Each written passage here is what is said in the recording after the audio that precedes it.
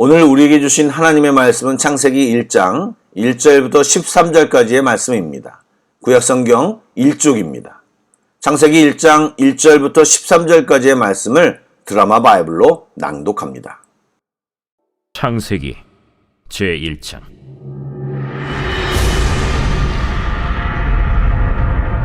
태초에 하나님이 천지를 창조하시니라. 땅이 혼돈하고 공허하며 흑암이 깊음 위에 있고 하나님의 영은 수면 위에 운행하시니라. 하나님이 이르시되 빛이 있으라 하시니 빛이 있었고 빛이 하나님이 보시기에 좋았더라. 하나님이 빛과 어둠을 나누사 하나님이 빛을 낮이라 부르시고 어둠을 밤이라 부르시니라. 저녁이 되고 아침이 되니 이는 첫째 날이니라. 하나님이 이르시되 물 가운데 궁창이 있어 물과 물로 나뉘라. 하나님이 궁창을 만드사 궁창 아래의 물과 궁창 위의 물로 나뉘게 하시니 그대로 되니라. 하나님이 궁창을 하늘이라 부르시니라. 저녁이 되고 아침이 되니 이는 둘째 날이니라. 하나님이 이르시되 천하의 물이 한 곳으로 모이고 묻이 드러나라 하시니 그대로 되니라. 하나님이 묻을 땅이라 부르시고 모인 물을 바다라 부르시니 하나님이 보시기에 좋았더라.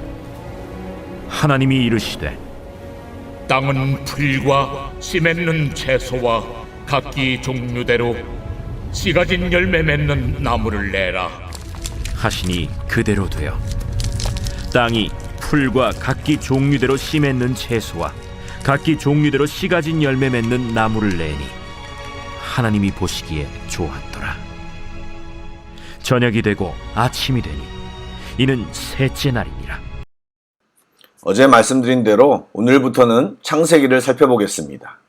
창세기는 성경의 첫 번째 책으로 하나님의 창조 사역에 대해 설명함으로 시작해서 요셉의 죽음으로 마치는데, 창세기는 첫 번째 책으로서 모든 시작을 이야기하고 있습니다.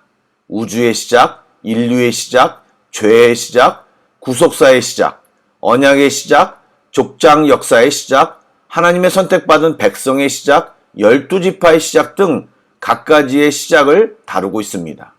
계속 설명하면서 좀 더 자세히 설명드리고 그 의미와 메시지를 말씀드리겠습니다. 오늘 읽은 부분은 창세기의 시작이기도 하지만 성경 전체의 시작이기도 합니다. 성경을 대하는 사람들이 가장 처음으로 읽는 말씀이 무엇입니까? 바로 태초에 하나님이 천지를 창조하셨다는 말씀입니다.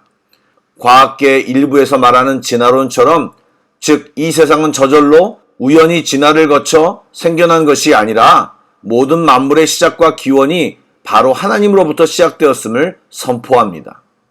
예, 창세기는 하나님께서 모든 시간의 처음에 만물을 말씀으로 창조하셨음을 말함과 동시에 하나님께서 모든 것을 있게 한 주체이심을 선명하게 드러내고 있습니다. 창조는 아무것도 없는 무의 상태에서 어떤 것을 만들어낸다는 의미입니다. 다시 말해 하나님은 초월적 지혜와 능력으로 우주의 전 공간과 시간과 만물을 지으셨습니다. 세상은 우연히 발생했거나 진화를 거듭해서 생기지 않았습니다. 창조주 하나님이 세상의 시작이며 모든 존재의 근거입니다. 그러기에 우리가 세상의 주인이 될 수 없습니다. 우리에게 소유권이 없습니다. 우리는 창조주 하나님의 피조물입니다. 그러므로 우리는 하나님을 바라보며 그분을 의지하며 살아가야 하는 것입니다. 2절에 보면 혼돈하고 공허하고 흑암이 깊음 위에 있는 상태에서 하나님의 영이 수면 위에 운행하고 계셨습니다. 성령 하나님은 그 무질서의 땅을 그대로 방치하지 않으시고 결국은 심히 아름답고 좋은 땅으로 바꾸셨습니다. 아무런 희망도 생명도 없는 땅이 질서 있고 생명력이 넘치는 아름다운 땅으로 변화된 것입니다.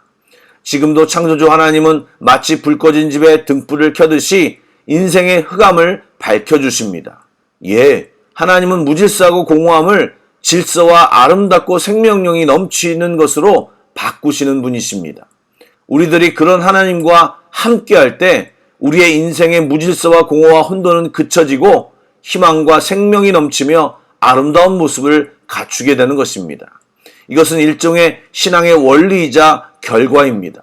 하나님과 함께 하는데 계속 무질서와 공허와 혼돈이 반복된다면 무엇인가 문제가 있음을 인식해야 합니다. 첫째 날에 창조주 하나님은 빛이 있으라는 말씀으로 빛을 창조하셨습니다. 하나님의 말씀 그대로 이루어져 그 빛은 하나님이 보시기에 좋았습니다. 이렇게 하나님은 흑암이 깊음 위에 있는 곳에 빛을 만들어 모든 흑암을 몰아내셨습니다. 빛이신 하나님은 모든 생명과 구원과 기쁨의 근원이십니다. 또한 하나님은 빛과 어둠을 나누어 빛을 낮이라 어둠을 밤이라 부르셨습니다. 이렇게 하루의 시간을 하나님이 만드신 것입니다. 보이는 만물뿐만 아니라 시간 역시 하나님이 만드신 것으로 우리에게 주어진 시간은 우리의 것이 아니라 하나님이 우리에게 허락하신 시간임을 알아야 합니다.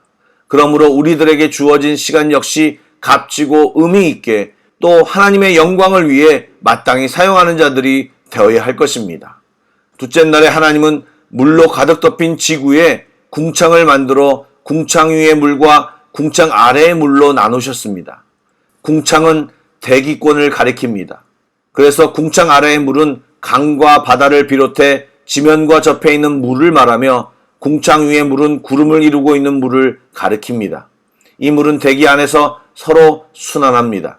이처럼 하나님은 모든 생명체가 생명을 유지할 수 있도록 공기와 물을 저장해 놓으셨습니다. 어찌 보면 당시의 상황은 인간이 살 수 있는 최적의 조건이었습니다. 이렇게 우리는 하나님의 은혜 아래 살아가는 존재로 창조되었습니다. 하나님께서 우리의 모든 삶에 모든 것을 공급하시고 예비하셨음을 알고 감사하며 그 은혜를 누리며 살아가야 할 것입니다.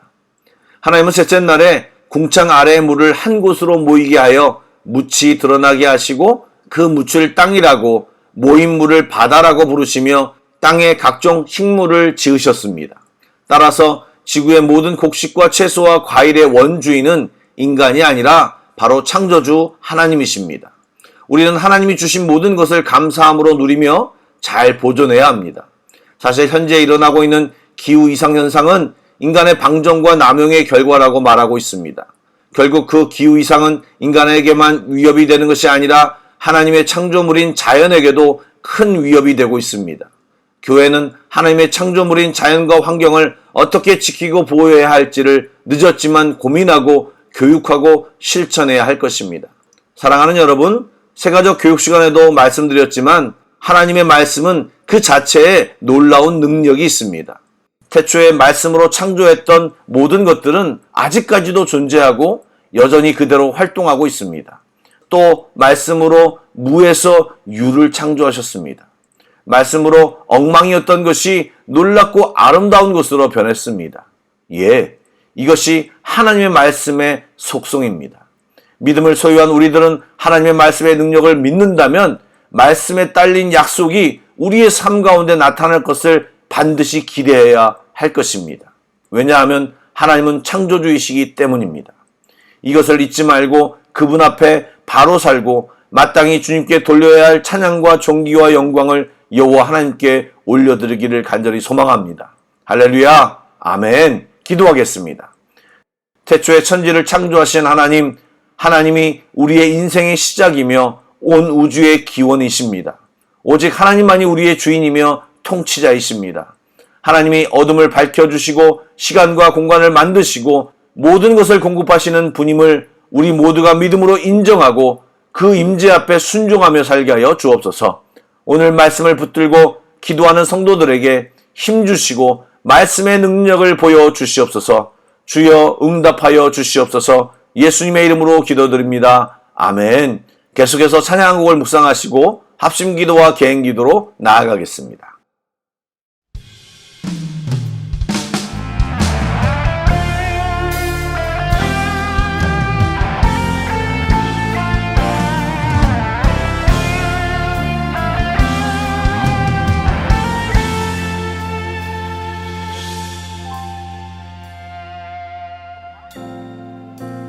창조의 아버지 그 섭리 보이사 택하신 세대 일으키어 이 땅을 고치소서. 주의 크신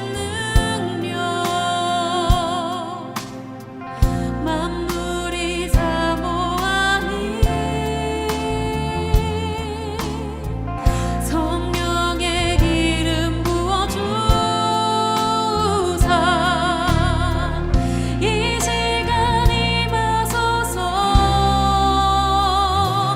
주여 강력히 임하사 열방 향해 그 빛 비추소서. 주의 얼굴 구할 때 주의